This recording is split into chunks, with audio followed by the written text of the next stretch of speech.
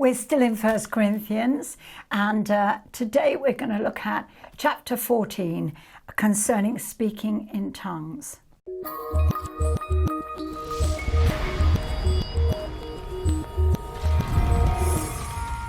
Hi, I'm Jan Obridge. Welcome back to Just One Word.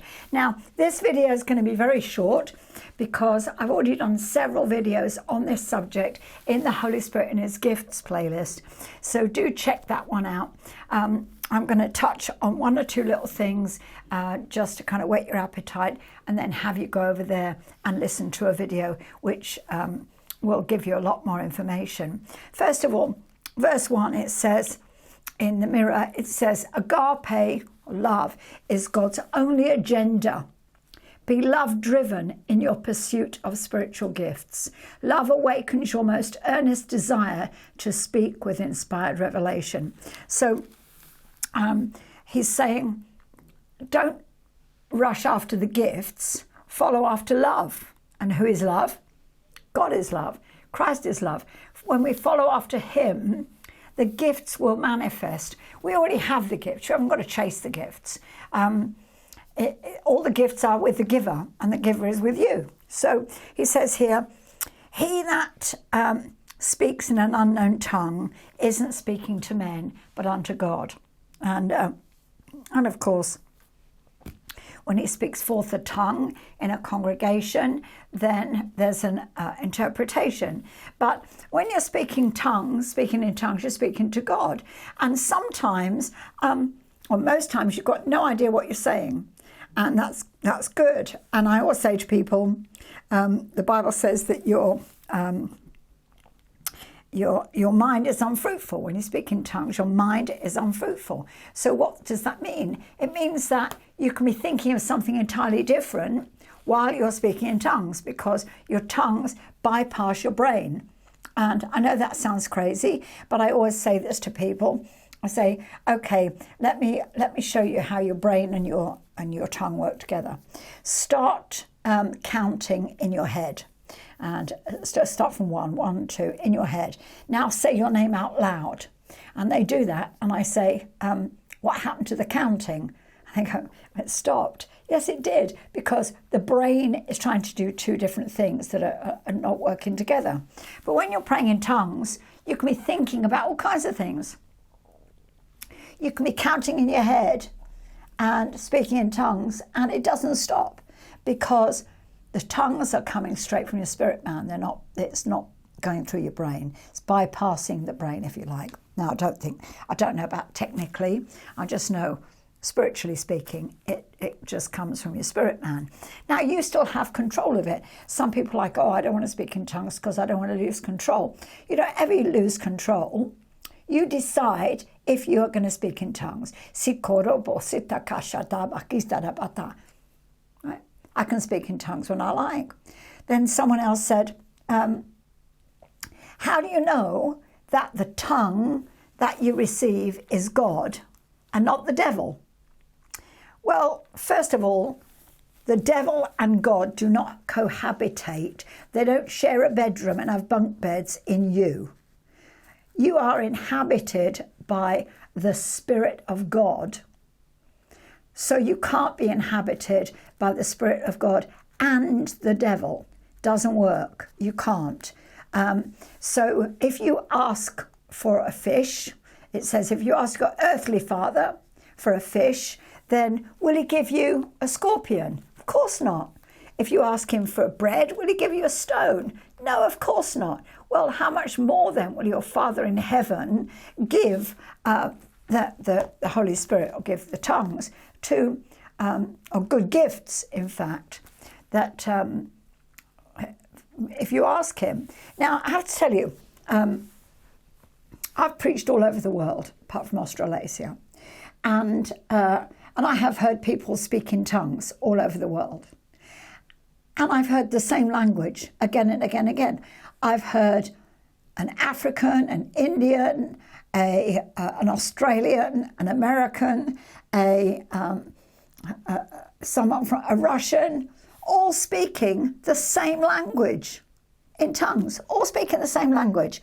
They don't know each other. They've never met each other. They weren't together when they received the Holy Spirit. They're on separate continents, but they're all speaking the same language. How is that possible if it's not God? They didn't make it up. You can't make it up, actually. You're not clever enough.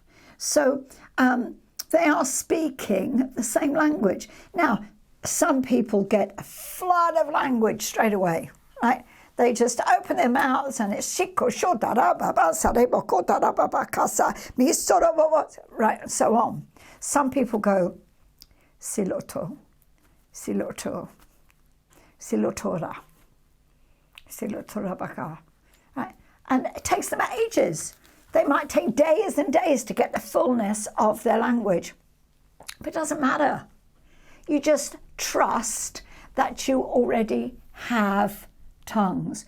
You're not asking for it to come from outside. You're asking for it to be released on the inside. And the reason you ask is just because you haven't got faith to just do it yourself.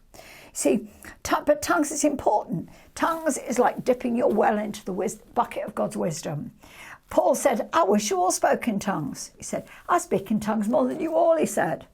And I thank God for it, because now when you speak in tongues, you can speak mysteries unto God, and God can speak back to you. It's amazing how often, if I have a dilemma and I just speak in tongues, the answer comes while I'm speaking. The answer will just come. Clarity will come while I'm speaking in tongues. If I'm studying, I'll quite often be reading my Bible to study and speak in tongues, and the clarity of the passage just comes while I'm speaking in tongues, because I'm just speaking to God.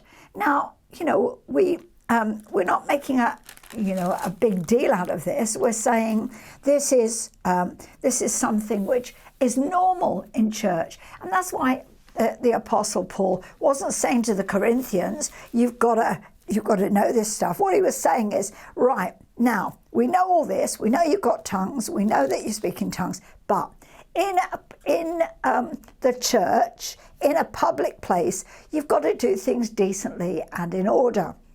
He said, don't all jump up speaking together. He said, let one or two speak and give an interpretation. Because if there's no interpreter, what's the point? You can't speak to other people in tongues. They're not God. It's only if there's an interpretation. And in our church, when I ran a church, we used to encourage that if people are going to bring forth a tongue, they also bring forth the interpretation, because it's the equivalent of prophecy. And so, it says, let them speak 2 or 3 and let other people judge, even with prophets. Let everything be done decently and in order.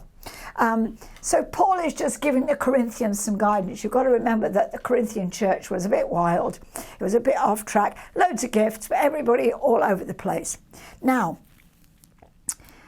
the bit on this which I think you've got to look at here, which is not tongues really, is from verse 33. And it says, "For God is not the author of confusion." Then he says, let your women, that word there is wives, by the way, keep silence in the church. Whoa! Let your wives keep silence in the church, for it's not permitted unto them to speak, right? But to be under obedience, as also saith the law. First of all, the word silence is a word sigeo, which means to hold your peace or to be quiet. So is he saying totally silent, no singing, no praying or prophesying? Because in chapter 11, Paul was talking about all believers praying and prophesying, not just the men, wasn't he? So now, is he saying that that women are not allowed to speak or anything? They should shut up and know their place? That's not consistent with Paul's revelation, and neither with what Christ said about there being neither male nor female. Now, when it says, thus also says the law, what law? Where? Well, it's not scripture, but it's the Talmud, the oral law. Jesus renounced the Talmud. He said it was traditions of men. And he said in the Gospels, he said, the traditions of men make the word of God of none effect. Traditions of men. He says, you have to understand that what the Jewish things are. The Mishnah is the commentary on the Torah in Hebrew. The Gemara is a collection of additional discussion and commentaries on what the Mishnah really means. That's in Aramaic. And the Talmud is the oral law, which was added to. It came out of the Babylonian exile. So he's not saying here, keep silent in the church. He's saying, look, the law is saying to be silent, but that's not what God says. It's contrary. And if they'll learn anything, let them ask their husbands at home. For it's a shame for women to speak in the church. This is the clincher. He says, what? What? Came the word of God out from you, or came it unto you only? He's saying, you know what? This is nothing to do with God. If any man think himself to be a prophet or spiritual, let him acknowledge that the things I write unto you are the commandments of the Lord. But if any man be ignorant, let him be ignorant. He's saying this is total ignorance, to not let women speak forth if they have a word from God, if they're gifted. He said, listen, in verse 39, he says, in the Mirror, to conclude the tongues and prophecy debate, encourage prophecy with greater enthusiasm than tongues. However, don't forbid tongues altogether, but let it all happen with discretion and dignity. So, yes, covet to prophesy first because people understand it.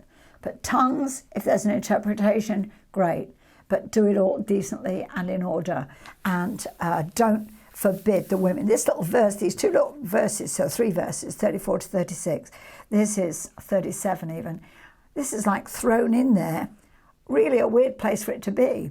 But when Paul makes the statement, oh, let your wives keep silent, ask your husbands at home. What? Is this a rule that we've got in church? No. This is the word of God. Did you put the word of God out there, or did it come to you? That's what he's saying. In fact, in verse 13, he says, it is not permitted. He didn't say, I don't permit, or God doesn't permit. He's saying they're not permitting women to speak under this stupid law. So, under the law of the Talmud. So, but, he rejects the Judaizers' understanding. The same group that wanted circumcision for the church as well. So that kind of tells you where it's coming from. So, Father, we thank you, Lord God, for 1 Corinthians 14. We thank you for the gift of tongues. We thank you, Lord, that Paul said, I wish you could all speak in tongues, but I speak in tongues more than all of you. But we know that it's available to each one of us, and that all we've got to do is just do it, because the Holy Spirit is in us. He's the giver of the gifts. We haven't got to ask for it, seek for it, fight for it, fast for it, pray for it. We've just got to accept it and do it in the name of Jesus. Amen. God bless you. Have an awesome day. I'll catch you tomorrow. Do subscribe to this channel and hit the notification bell. Bye.